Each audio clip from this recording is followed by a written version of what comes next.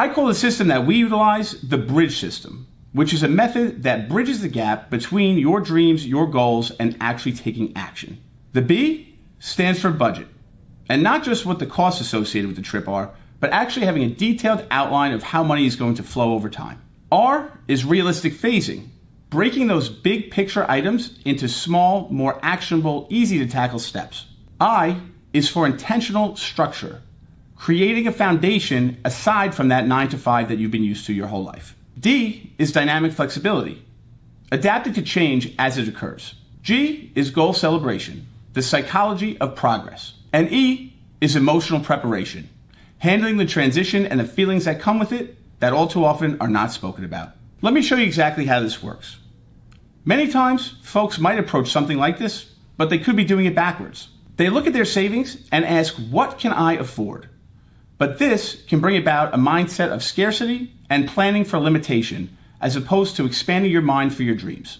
So I start by asking, what would make retirement meaningful?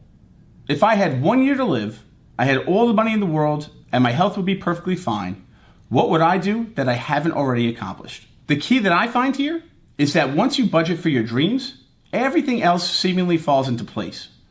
As opposed to figuring out what's left over after budgeting for your dreams, where again, things can go by the wayside quite easily. With that said, I think money here is probably only about half the battle. The other half is something that I would argue could be even more stressful, and that's why it's important to touch on. For decades, you might have had conversations where people would ask, what do you do for a living?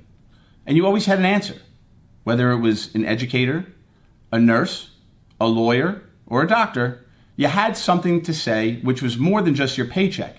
It was your identity. Then one day retirement hits and that identity is gone. And although you might have all of the money and health in the world, you feel lost and empty inside.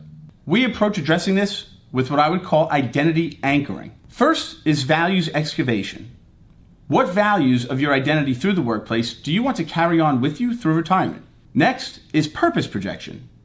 Identifying and figuring out your why and how that aligns with your goals and values. Last is story building. You're not just retiring from something, you're retiring to a new phase.